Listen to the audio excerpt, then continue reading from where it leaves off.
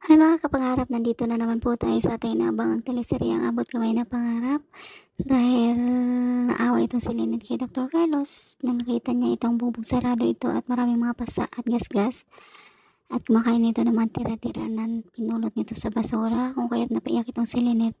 At tamang pagdating nila Dr. RJ at mga pulis, tumakbo itong si Dr. Carlos at sinabi niya sa mga pulis na huwag daw barilin ito at gusto naman na daw sumuko, pero ayan, nakatakas si Dr. Carlos at ayan, tinanong ni Dr. RJ si Lynette nung nasa bahay na sila kung bakit iniyaan niyang makatakas itong si Dr. Carlos dahil hindi naman na daw asawa niya ito. At sinabi ni Lynette na gusto naman daw na sumuko si Carlos, pero syempre nakita niya daw na parang kawawa daw ito at parang nawala daw sa kanyang sarili, kung kaya sinabi niya na wag daw itong barilin at gusto din naman niyang makulong si Dr. Carlos dahil gusto niyang pagbayaran din Dr. Carlos ang lahat ng mga kasalanan niya.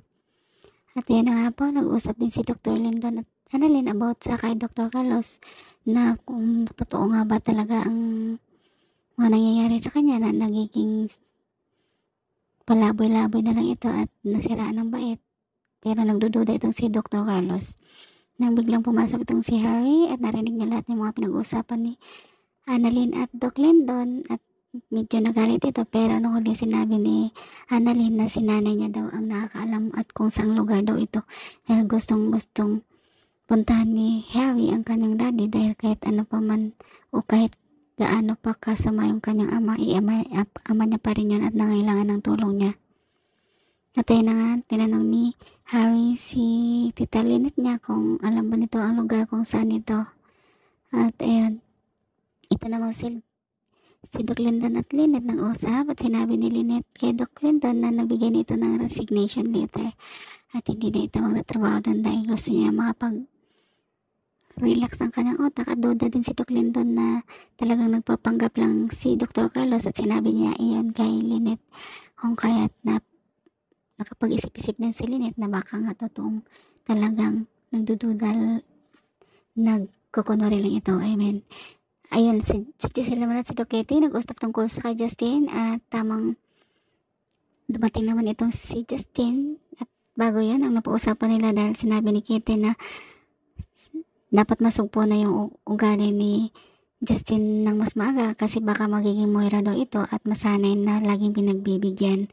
At nang biglang pagdating ni Justin at tumawag ito ng waiter at tinanong nito kung mayroon daw bang pagkain sa walang kwintang na ina at kung kaya't parang nagpanting ang tainga ni Giselle at inawat ito ni Kitty dahil parang nagalit itong si Giselle at galit din itong si Justin, pero nasabi din ni Giselle na sa waiter na pagpasensya na daw dahil sa ugali ng kanyang walang kwentang anak. At ayun na nga, pareha silang mataas ang pride, kung kaya't bawat isa sa kanila walang nagpapatawad o nagpapakumbaba. Yung Zoe naman, tumawag ng kaibigan at sinabi nito na magdala ng pala dahil may pupuntahan daw sila. At ayun na nga, pumunta silang dalawa sa sementeryo, pero nagsisi yung kanyang kaibigan na si Jay dahil kung alam lang daw niya na pumunta daw sila doon sa sementeryo para maghukay, hindi daw ito sumama doon. At tamang dumating naman itong si Dr. RJ doon sa restaurant. I mean si Lynette, at ang pagkakalam niya, ang kakain lang doon si Jose lang si Aling Susan, pero nandun si Dr. RJ, kung kaya ayun, nag-join silang apat. Pero bago yun, may tumawag kay Dr. RJ, walang iba kung si Joy, at sinabi nito na ang anak niyang si Zoe nandun daw sa sementeryo at may dalang pala at naghukay doon sa libingan ng kanyang mami dahil hindi daw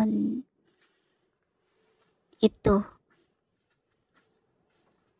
naniniwala na patay na yung kanyang nanay. Pero bago yon, doon sa bahay ni Zoe, naghalong kat ito ng mga damit na i-donate nila at sinabi ni Zoe na wag kasi hindi niya daw, iba na lang daw ibibigay niya dahil ayaw niya pang ipamigay yung damit ng kanyang mami.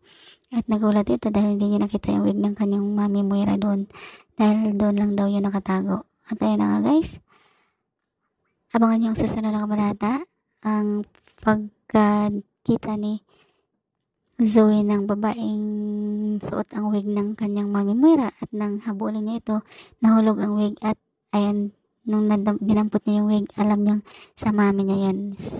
Thank you. Thank you so much for watching, guys. Please don't forget to like, subscribe, and press the bell button for you to notify you on my next video. Thank you so much and bye!